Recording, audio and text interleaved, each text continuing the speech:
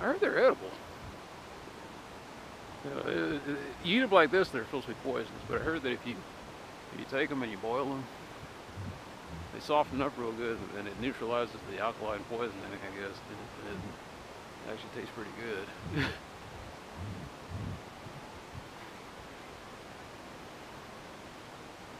Howdy. Or it's like an artichoke.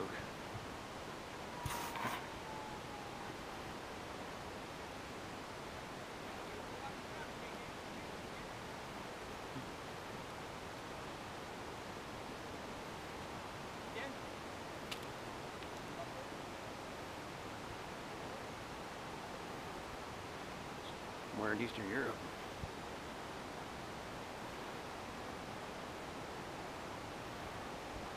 Actually, I don't think that was Eastern Europe. I think I heard Greek just now. Awesome. Greeks and dolls. There's Greeks everywhere. Probably a Greek in Antarctica right now.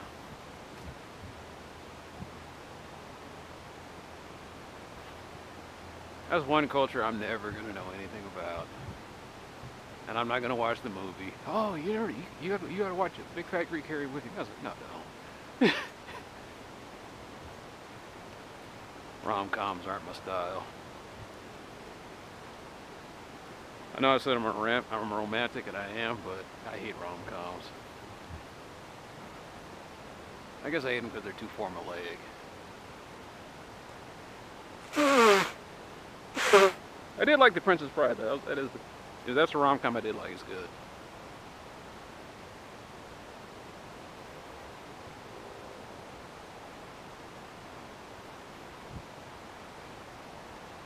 But I think I liked it because it was more of a parody than it was a rom-com. It was a parody of all the fantasy, adventure, romantic novels and whatnot.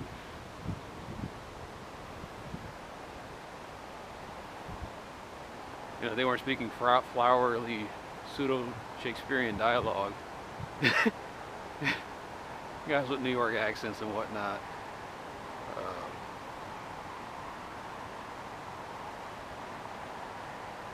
Making light of a weird situation.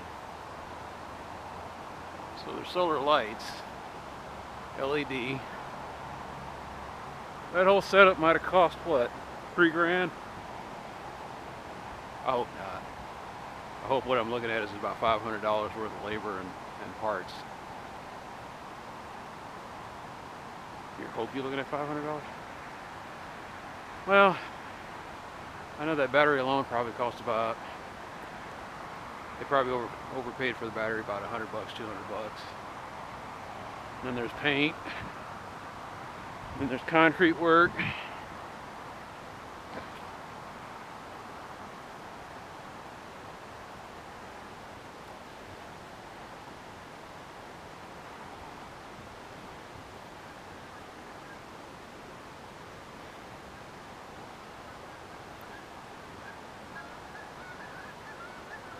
Geese.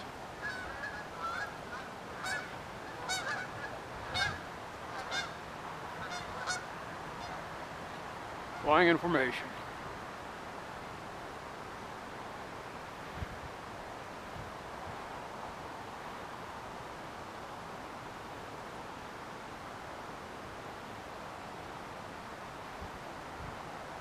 I don't think I've ever had goose.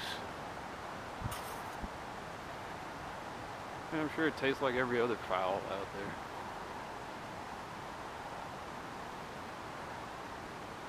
there. Yeah, duck.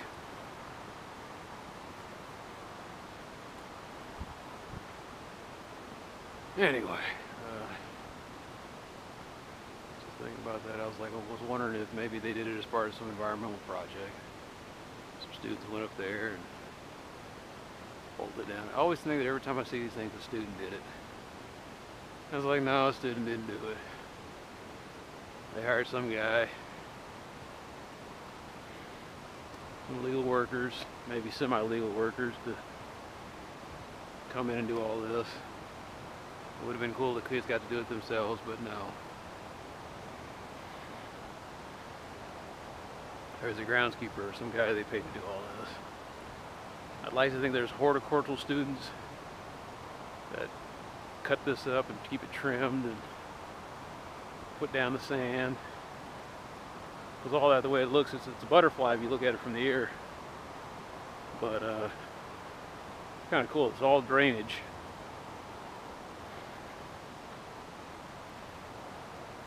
I remember studying all this in soil and water conservation when I was in Boy Scouts.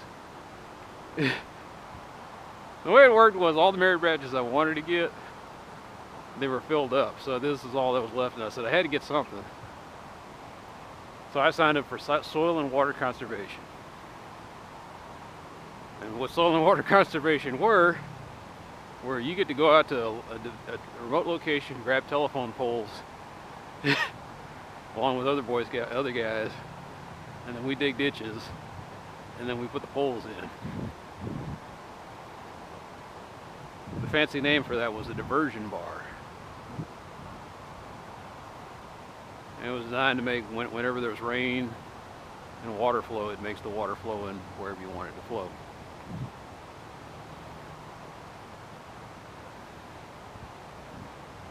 We learned how to make French drains, and they didn't think they called them French drains at the time. They were just, you put the sand in, a layer of gravel, and then you usually put some kind of soil on the top of it. And then you plant your little vegetation on the top of it, and that's supposed to keep and then when it all locks into place, it keeps the vegetation from washing away. Or not the vegetation, but the good soil from washing away.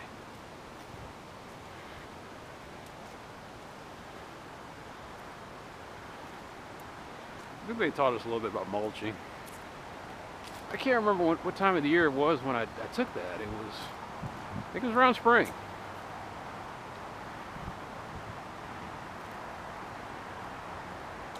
I think it was at Wisdom. Yeah, it was spring, it was Wisdom. We also learned how to plant trees.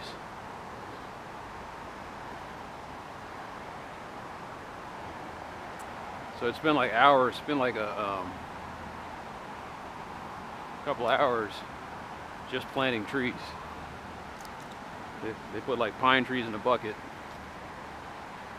and we would, it was weird, they had some kind of weird jelly on them. I guess it was some kind of nourishing jelly that also kept them wet.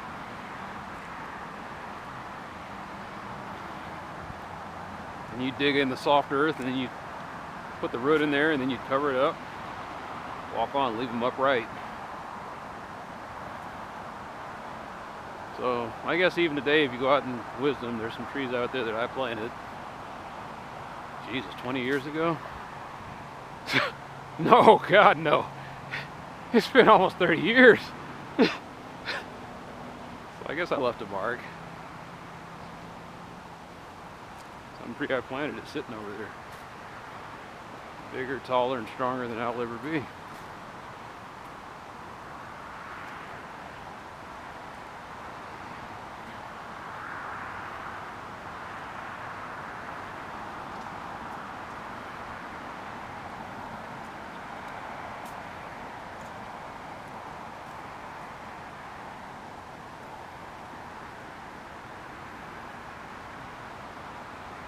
I was just thinking, will I ever do any of that stuff again?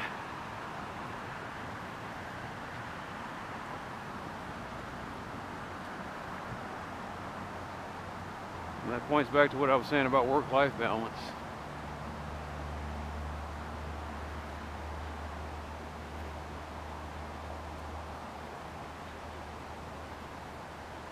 I work when others are resting. I rest when others are working. And then I work in general.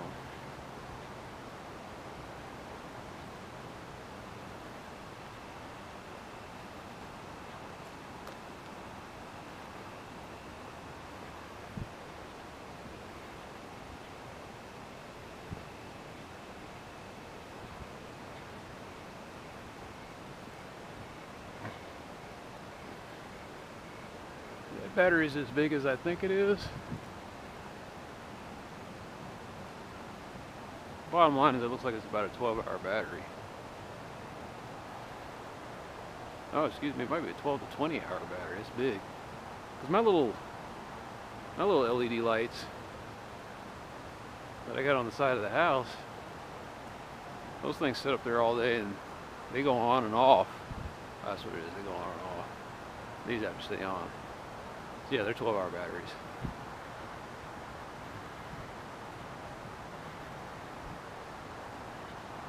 Going back to what I was saying,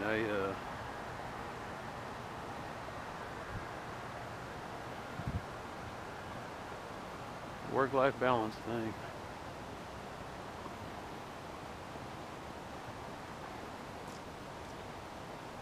I'm not gonna worry about it anymore.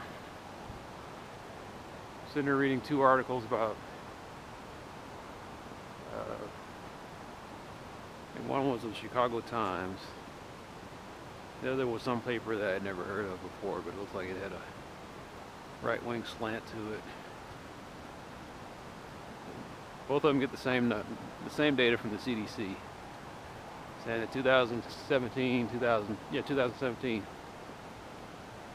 was the highest rate of suicides that's ever encountered in the United States. Bottom line, they were saying that life expectancy in the United States has dropped from like 76.8 to 76.7. You look at that statistically and you say, and the problem is that 0.7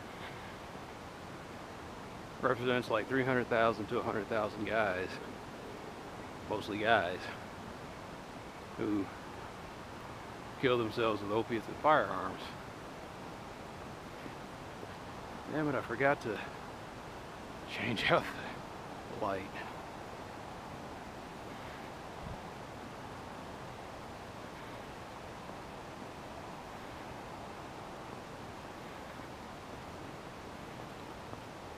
Because most have been killing themselves with opiates and firearms. And they can't figure out why. They know what's happening. So then both papers had their theories. The paper that leaned center-left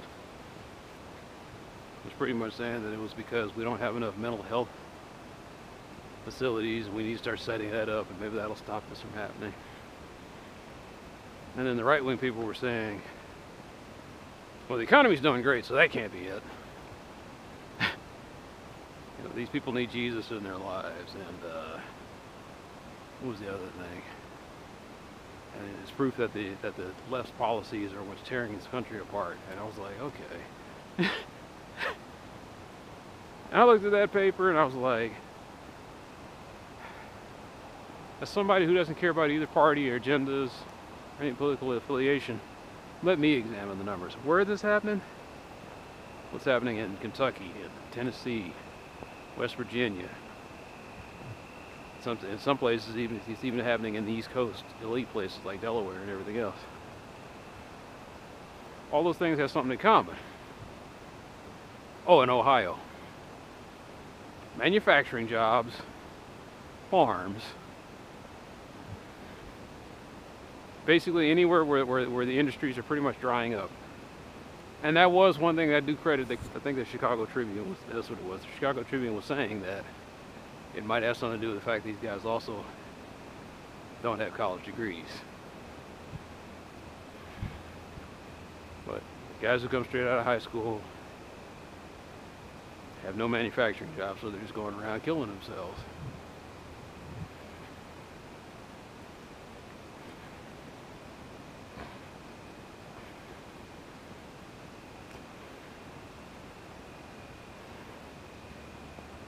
Thought about what I can do.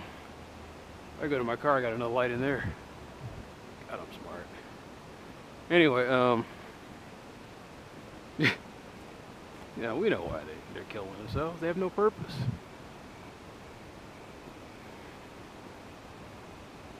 Dairy farms, regular farms, corporate consolidation.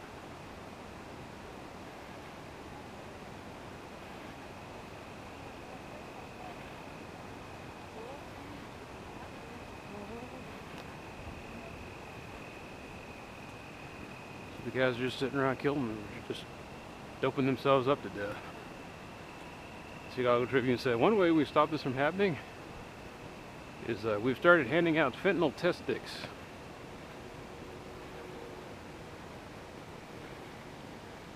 So what they do is they give drug users these chest strips, and they can rub it around in the heroin and whatnot, and it tells them whether or not their opiates are cut with fentanyl.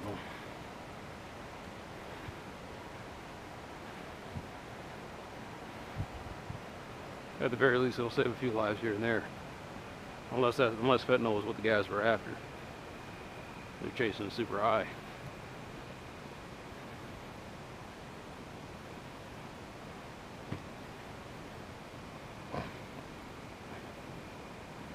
All of the money. In this case, the lack thereof.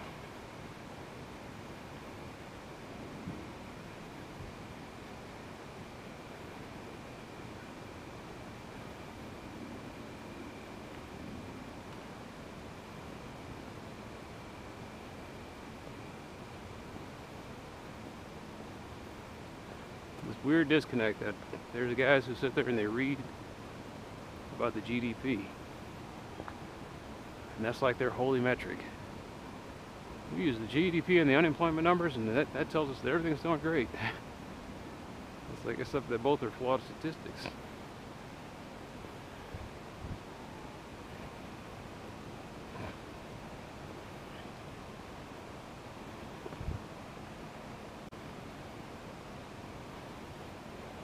GDP, the problem with it is it paints an overall picture. GDP tells you the rich is getting richer, and that pulls up everybody else's numbers, but it doesn't necessarily pull up everybody. They're making more money, sure, but it's not translating down into everyone else.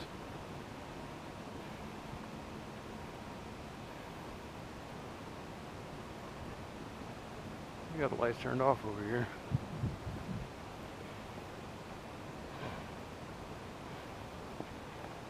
Yeah, you got that going on, and as far as the unemployment numbers, from what I understand,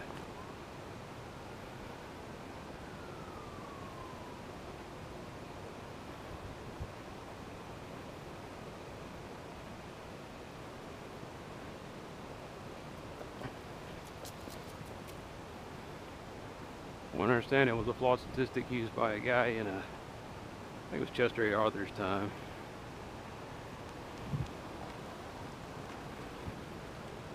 He just asked him to go out there and find out who he thinks, give me an accurate number of the guys who aren't working. Let's come up with some figures. The guy who came up with the number was looking at specific groups of men that weren't working. And that's how he came up with that number of unemployment.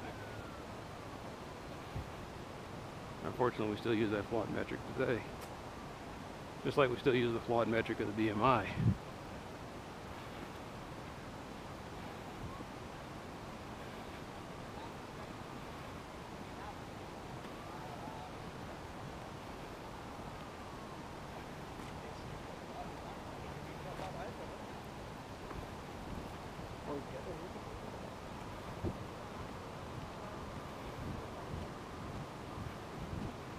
What that is, that's just good old-fashioned Spanish.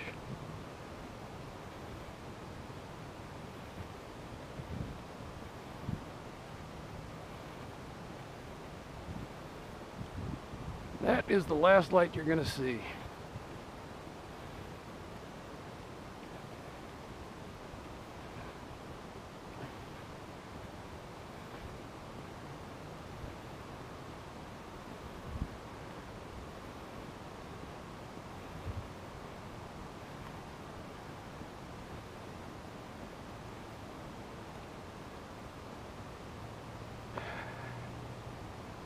Anyway, I talk forever about this stuff, and I laugh because the guys at the upper level obviously don't come down to the lower level. All it would take is one drive, one guy going down to West Virginia, staying in a town for a couple of weeks, and you get a pretty good idea of what was going on over there. Why are these people killing themselves? Have you been to the places that they're killing themselves? You really have to ask that question?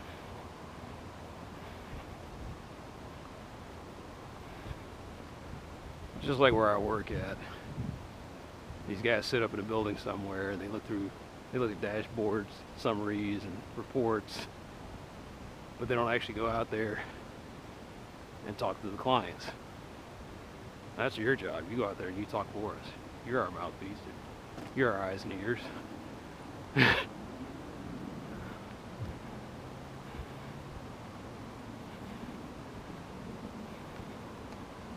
The charts tell them, their charts and graphs and dashboard summaries tell them one thing, and reports tell them one thing, and the gross reality tells them something completely different.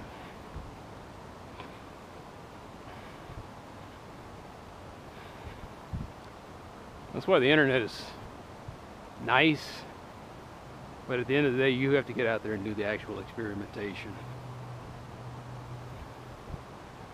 The internet will sit there and tell you how to pick up chicks. And at the end of the day, you have to go out and talk to women.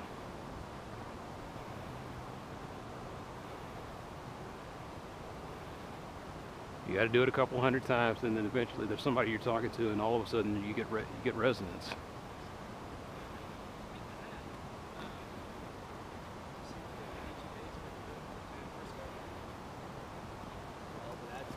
I also heard about all the coyotes.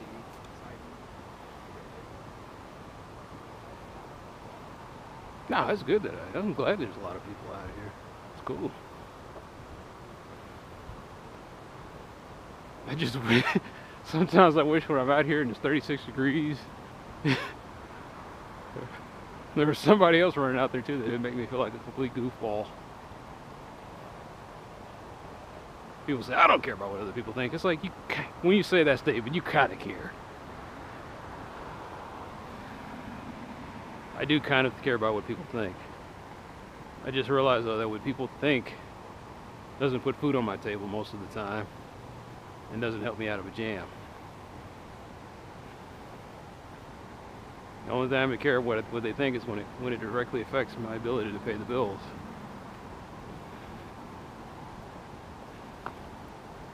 And when you're suicidal or depressed, you really don't care what people think. You're like, I'm gonna die anyway, so what do I care what they think?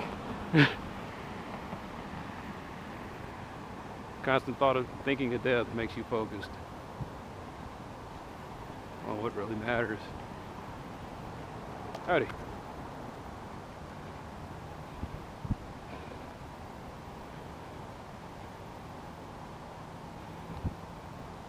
That's one of the weird things about embracing the darkness this year.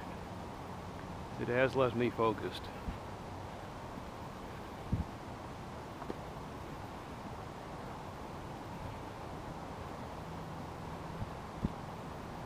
It lets me see through the flaws in certain systems. You got a financial planner out there telling everybody that they need $1 million and they're going to retire because they're going to be living for 30, 40 years. And so they need the amount of income they would have needed for that first 30 years. First 30 years of your lifetime, you made almost $1 million. Well, you're not going to be working the last 30, so you're going to need the same. Except you really won't.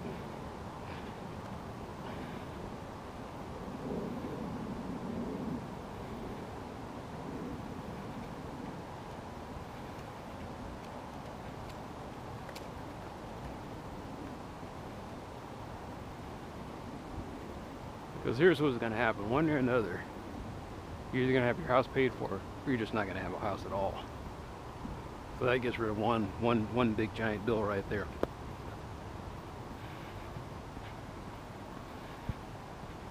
You're not going to eat as much as you used to because you're getting old.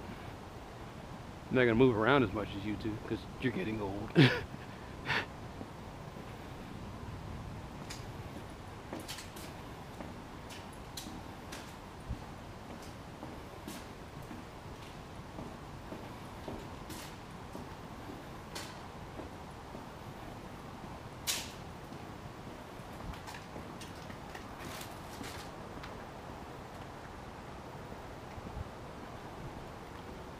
You won't need as much as you used to, but you'll still need something.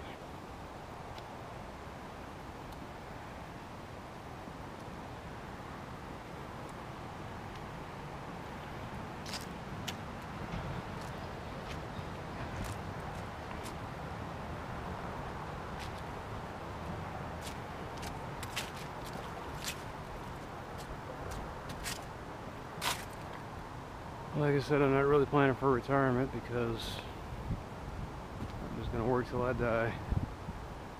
If I get to the point where I can't work anymore, then I'll just die. So that solves the retirement problem right there.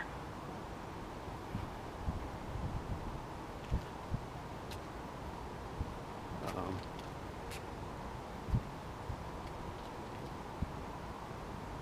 keep thinking about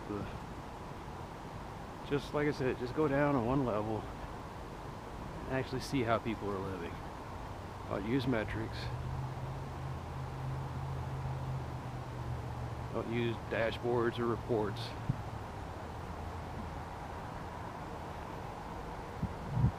At least don't use them by themselves. Feel a line, don't piss down my back and tell me it's raining.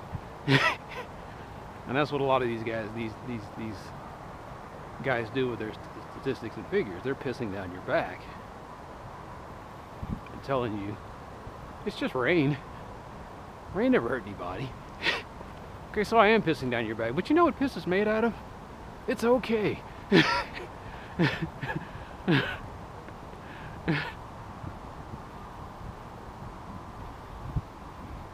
Oh, I'd rather you just not piss at all. I was like, I know. And I'm sorry about that, sweetie, but you know, my relief is more important to me than your dry back. So I'm just gonna aim and squirt.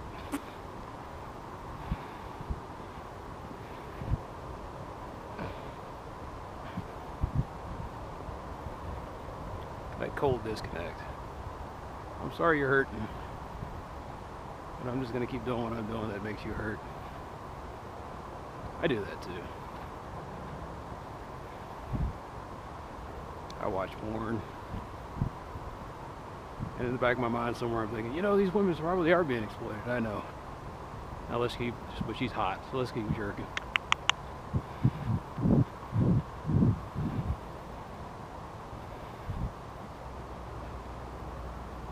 Is she being exploited? It's hard to say. There are sometimes you're watching it and it is blatantly obvious. You're like, yeah, this isn't good for anybody involved, but the guy's still recording it. You find something else to watch.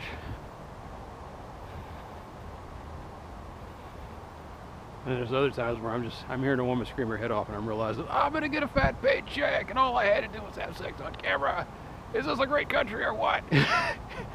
I hear that as she throws her head back and lets some moron pound away on her.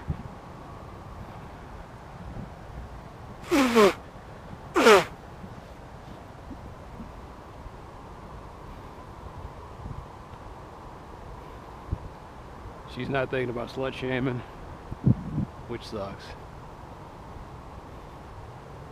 She's not thinking about women empowerment, she's just thinking about her own personal empowerment. And that is with the fact that she could just make money having sex. Something that she likes to do anyway. But we have to punish her for that. It's like there has to be, it can't be this good. There has to be something, she has to pay for it in some way. Or she has to feel shame in some way. It's weird. It's like we have to shame her some way. We have to shame these people some way. They're making money hand over fist. That can't be right. Just in anything you do.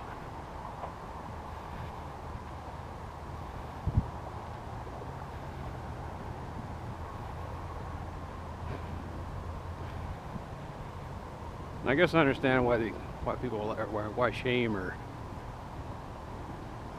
making things more difficult came about. There's probably a time period where there was agriculture and they had more food. They thought they were going to have more food than they ever needed. Some guy said, yeah, we need to curb people's consumption. What are we going to do? Well, we used to just let them have it because they were working the fields. Let's come up with money. No, seriously, the money came about because he gets really tiresome trying to figure out how much a virgin daughter is worth in wheat and oxen. I think she's worth this much, many oxen. I think she's worth that many oxen. I was like, I'm giving you 1,200 pounds of beef for a 90-pound woman. What the hell? Something doesn't add up here. Well, how much do you think she's worth? I think she's worth, you know, one sickly cow. Here you go. Someone just said, look, we'll use rocks. What kind of rocks? They can't be any rocks because anybody could just fake it. How about these shiny ones? We're having a hard time finding those. Alright, so now shiny rocks is what we use to determine worth.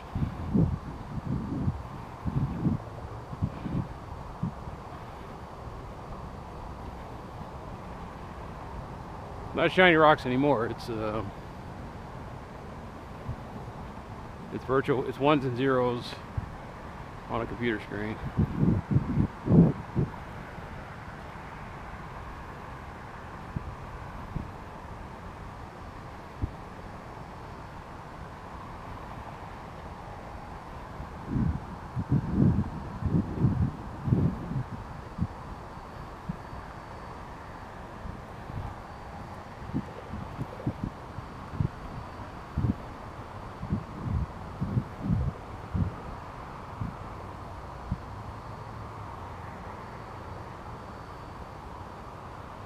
That happens a lot. There's things that people say, well, why did y'all keep doing it this way? I don't know. We thought it was stupid then. We just kept following it. And then one day, some guy just kind of stands up and says, you know, we don't have to keep doing it this way.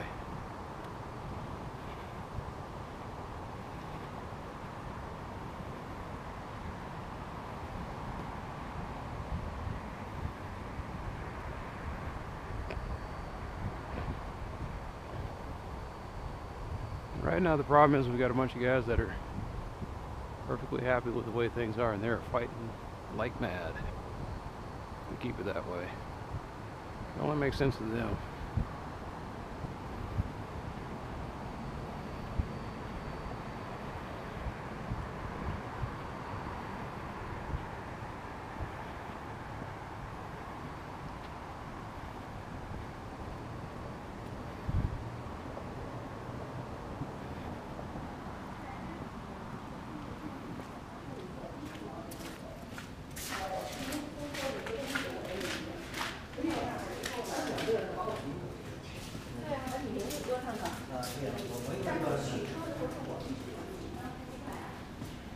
Chinese.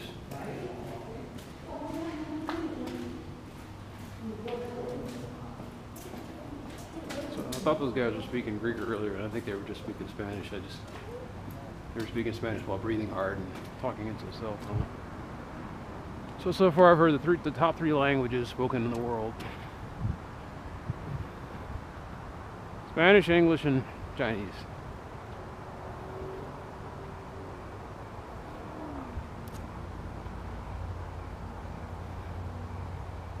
Boring, isn't it? Yeah, it is.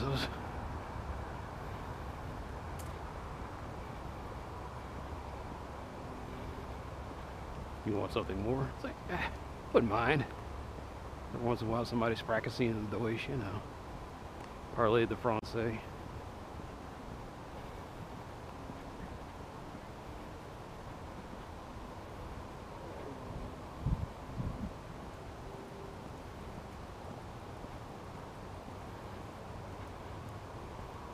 I don't know how to say it in Italian. I used to. Italiano, something, something.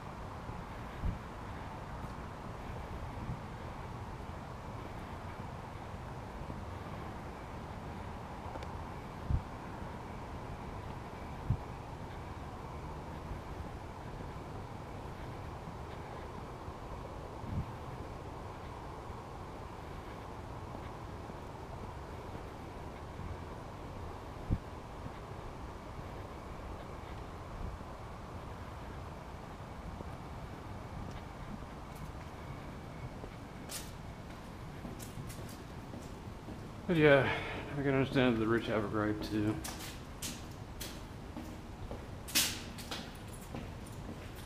And that's taxes. I wouldn't mind being taxed 30%, 50%, or whatever it is I'm being taxed.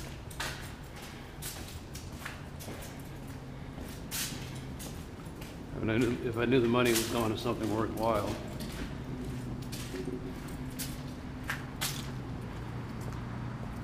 I was driving down the street and there's no potholes.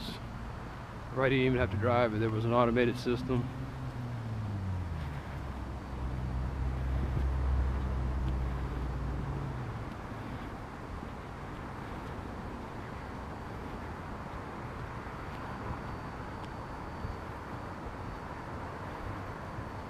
My money is wasted on defense and prisons. Two things that don't look like they're panning out to anything. Endless wars and ineffectual incarceration. I'm just supposed to silently go along with that shit.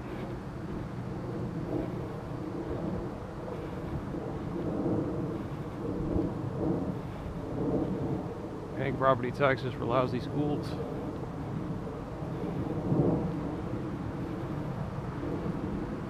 It does wear on you.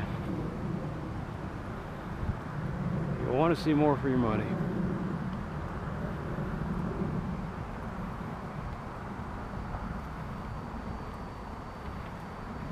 Instead, what you're seeing is M1 Abrams being built and then being put out in the desert to sit.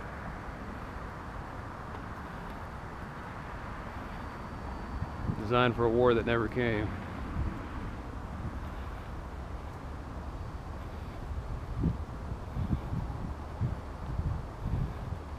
You're paying for the lemon party. Teacher that got too old or just fell behind or really wasn't that good at their jobs. So they can be shuffled from building to building, never teaching anybody.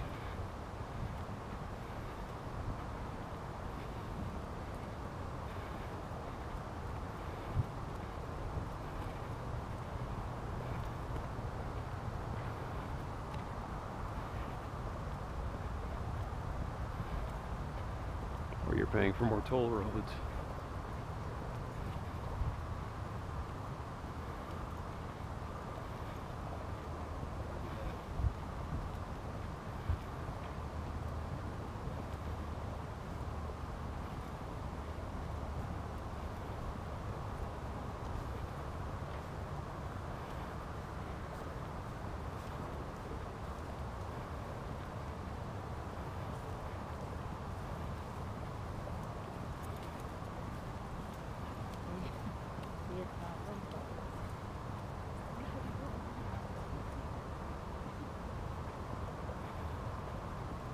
I think that's Pinoy.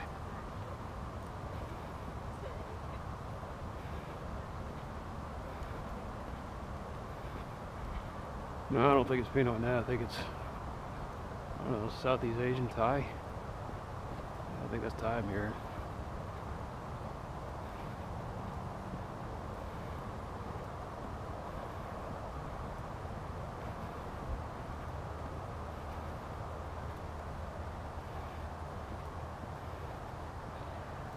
I can't remember how to say that.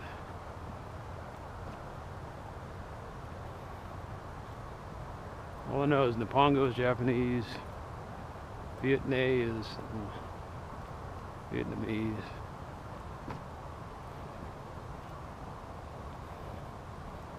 I knew two Asian languages in my lifetime, and I just forgot them because it was one semester. Like the Vietnamese class, I took it, but it wasn't, they weren't teaching English speakers how to speak Vietnamese. It was really more like Vietnamese Americans who had just kind of forgotten or didn't know how to formally, it was like basically those Vietnamese class for Vietnamese Americans. So the people in there pretty much spoke the language, they just didn't know the correct grammatical structures, or even how to read Vietnamese.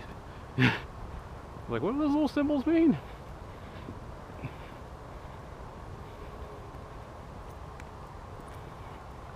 So what you almost got was an immersion class. The student would say something to the teacher, she was Vietnamese, they were Vietnamese, they would talk back and forth. You're sitting there reading your textbook, and then every once in a while someone would ask you a question, and you're like, oh yeah,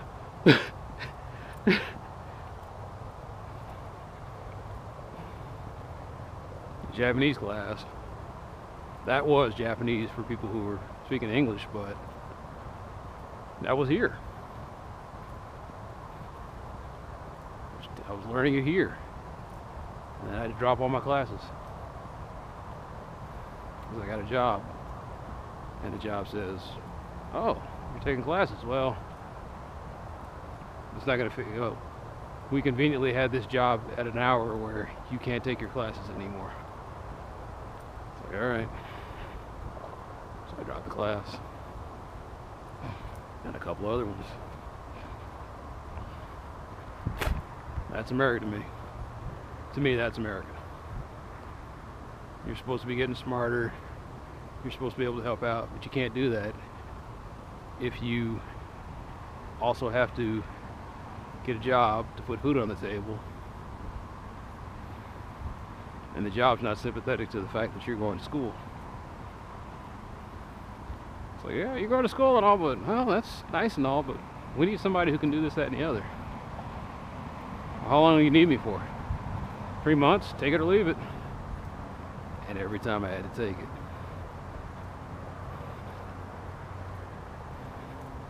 You can't build a schedule around it. You can't build a life around that if you don't know what your schedule is going to be like from quarter to quarter in a year. That's my America. You're getting shuffled around, bounced around, and you're doing the best you can to just try to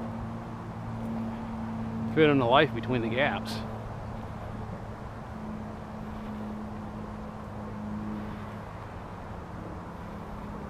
So that's why I kind of laugh and scoff when I see all these people saying, you just have to do this and you just have to do that. And I'm sitting there thinking to myself, you just have to go to hell.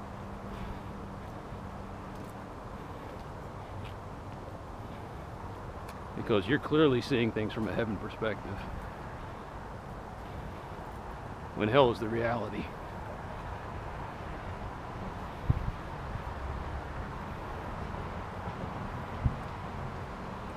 You know, I take my 2 weeks off every once in a while, and that's really all. That was the only reason I was able to finish. I found something finally that I knew what my schedule was going to be. So I was taking classes accordingly. And it sucks working and going to school at the same time, because work drains you.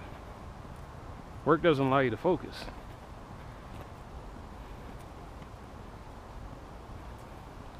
You're doing your homework and you're dead tired and you're just like going through the motions.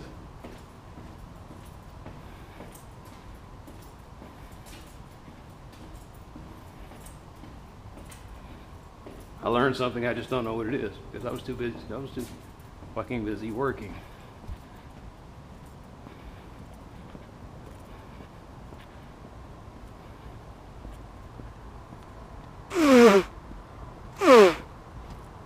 Some guy will sit there and say, well, I'm so sorry that you had to work. Maybe we'll just take that job away from you. Maybe you will. As if that was some kind of threat that was supposed to make me shut up and do something different. I was like, no. I stopped working.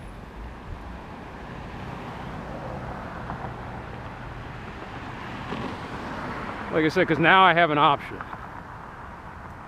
I don't have to keep doing this.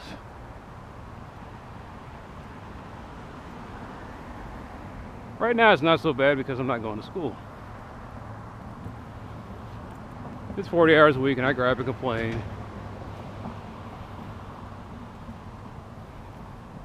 But it's semi-tolerable. I think that's why they picked the 40-hour work week. It was like they gave you just enough to where you wouldn't revolt, but almost too much to where the point where you're just like, you wish you'd rather be doing something else. But you're tied to it. It keeps you busy enough to where you don't let your mind wander too much. Can't be a commie if you're working 40 hours a week. Can't have a revolution if you're working 40 hours a week.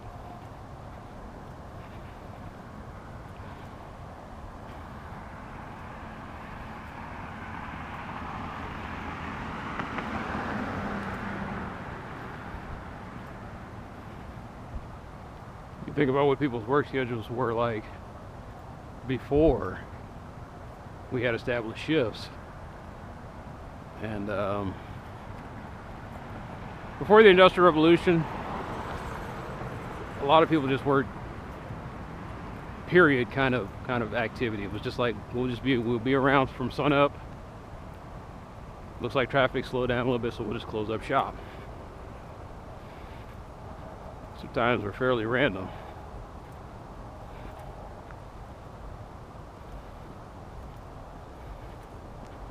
Especially in service level jobs, there's always these slack times.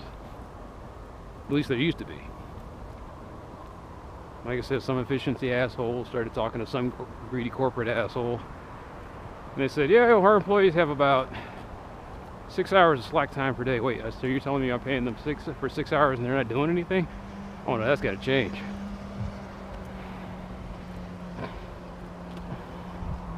So the whole philosophy has been about eliminating slack time. Why have 5 guys sitting around for 6 hours when we can just make one guy do the work of 6 people and he's busy all the time? And then what starts happening? The guy starts breaking down. Well, we're supposed to be more efficient. Why does it taper off after a while? Because you're working that one guy to death. No, that can't be it. We'll just give them more stimulants. We'll give them exercise periods and pep between the things. What he needs is just to move around even more. And that's what's crazy right now. Is like I was saying earlier. You can't figure out why guys are committing suicide. It's because there's either the combination of they're not working enough or they're working too much. But work is the overlying problem here.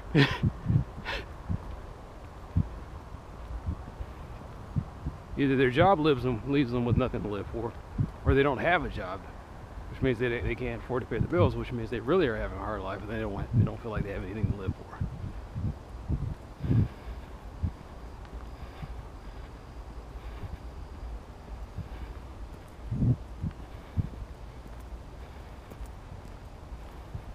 We don't know why everybody's depressed, because they're in debt.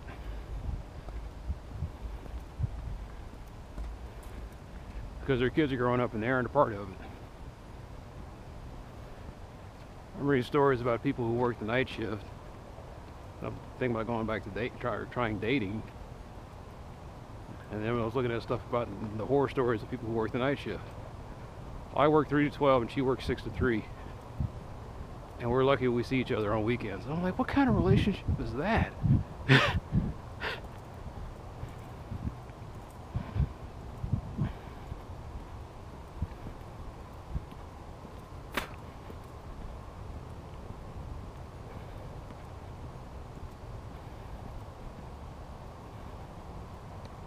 4 hours.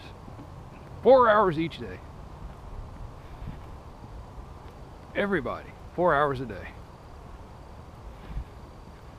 That's all I'm asking.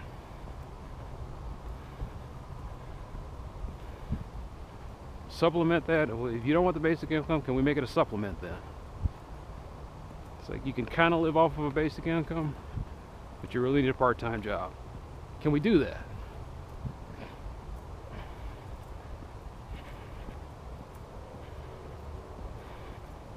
If you want to be a workaholic, you can sign a waiver.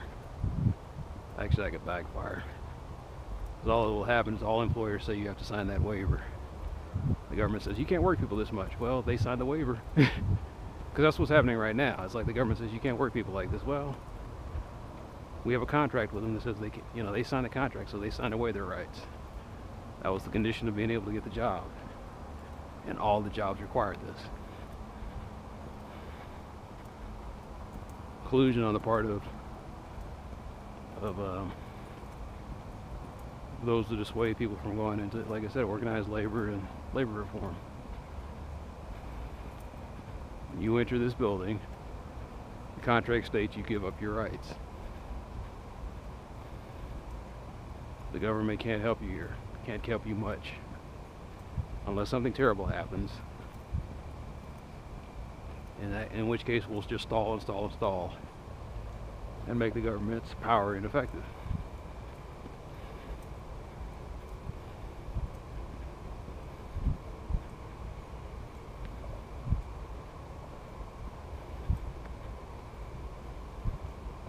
Four hours a day, what would I do?